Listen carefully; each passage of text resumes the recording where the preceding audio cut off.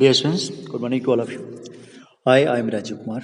Today, once again, I am going to discuss the topic that has been given in chapter 6 history. आज हम बात करेंगे chapter 6 history के एक बहुत ही महत्वपूर्ण topic fishing in troubled waters Masulipatnam, जो कि चैप्टर के शुरुआत में ही जो नाम दिया गया है, पहले हम इसे जानते हैं और एक्सप्लेन करते हैं.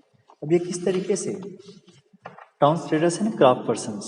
अब इस टॉपिक में towns traders and craft persons के क्रम में just see the page 82. In the page 82, that means 82 page में जो दिया हुआ है, a closer look Hampi Masulipatnam and Surat. तो हम्पी डिस्क्राइब के बाद अब चर्चा हो रही है मसूलीपट्टनम का, और इसी के क्रम में fishing in troubled water Masulipatnam.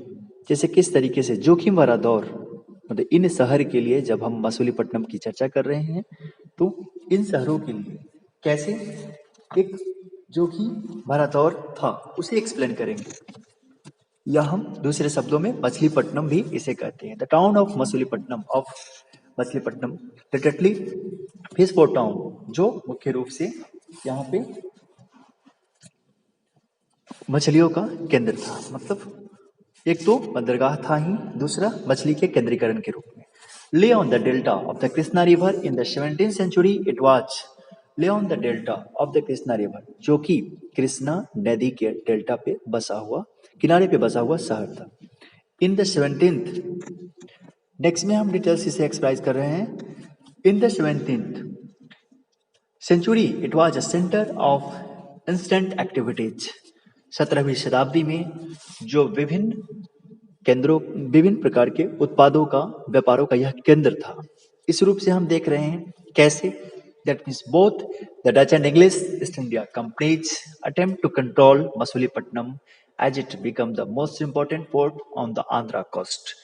यहाँ कहने का मतलब कि दोनों हॉलैंड और इंग्लैंड, दोनों देश की ईस्ट इंडिया कंपनियों ने इस जगह पे मसूलीपट्टनम पे नियंत्रण करने की कोशिश किया, प्रयत्न किया, क्योंकि उस टाइम में, दैट मीन्स यह उस समय में, तब वह आंध्र तट का सबसे महत्वपूर्ण पतन बन गया था. अब कैसे, तो यहाँ डेक्स में बतला रहा है.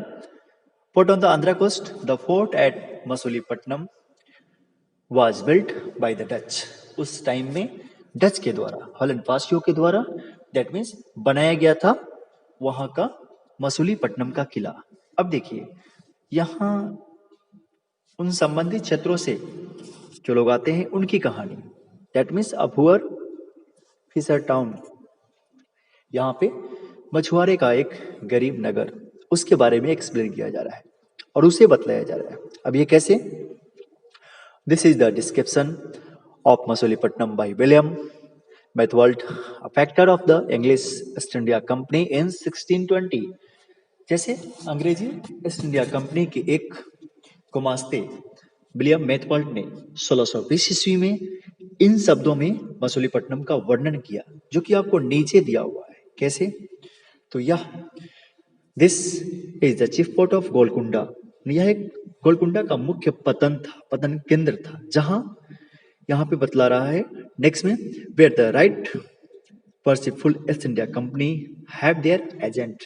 जहां पे ईस्ट इंडिया कंपनी अपना एजेंट रखती थी, और यह एक छोटा शहर था. That means East India Company have their agent. It is a small town but populous unwalled. जैसा कि बताया गया है कि इसमें पॉपुलस अनवाल्ड, इसे अघोषित आबादी, मतलब जो छोटा बट घना, मतलब जो सघन आबादी वाला जगह.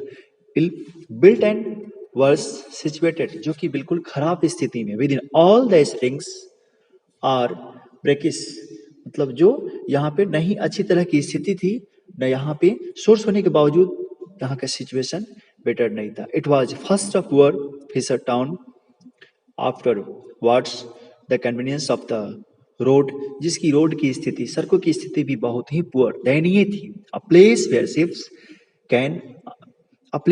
Ships can anchor. यहाँ पे कह रहा है कि जहाँ पे जैसे एक जगह था जहाँ नावों, यहाँ पे जहाजों यह एक जगह जहां जहाजों को लंगर डालना वहां रोकने का केंद्र बना। तो लोगों ने देखा कि एक ऐसा केंद्र जगह जो फिशिंग पोर्ट भी बन सकता है। इस तरीके से वहां पे जहाजों को स्टेबल करने की व्यवस्था बनाई गई। Made in A residence for merchants, made in A residence for merchants. अब उन सौदागरों के लिए, दैट मीन्स यहाँ पे उन व्यापारियों के लिए जो विभिन्न डेस्टिनेशंस हॉलैंड वासी जो लोग आते थे, वे उन व्यापारियों के लिए रहने का एक आवास जगह भी उस टाइम में, उस व्यापार के टाइम में। And so continue since our the Dutch nation frequented this coast. उन तटों पे वे लोग अपना बसेरा बनाए उस समय में व्यापार के क्रम में। Why did the English and the Dutch decide to establish settlements इन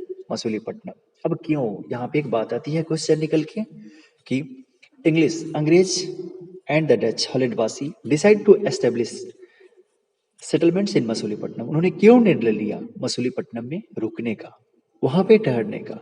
अब एक कारण ट्रेडिंग, उनके व्यापार के क्षेत्र में, दैट मीन्स उनके व्यापार के क्रम में ये रास्ते आते थे और उन तटों पे वे अपने बंदरगाह को लंगर करते थे। उन तटों के बंदरगाहों पे और वहां पे विभिन्न देशों के व्यापारी पहुंचते थे और इस माध्यम से वे व्यापार का एक सोर्स बना, एक साधन बना। और इस वजह से सघन बस्ती दूसरा रीजन था जो कि घनी बस्ती।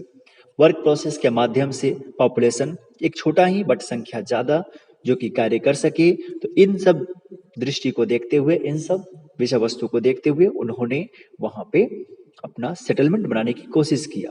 फिर ऐसे ही हम इसे दर्शाते हैं, that means a poor fisher town. यह किस तरीके से एक गरीब मछुआरों का एक गरीब नगर, इसके बारे में इस मसूलीपट्टनम की व्याख्या कर रहा है। Dear students, we will discuss in the coming next video related to the next topic. Thank you. Bye bye. Have a nice day.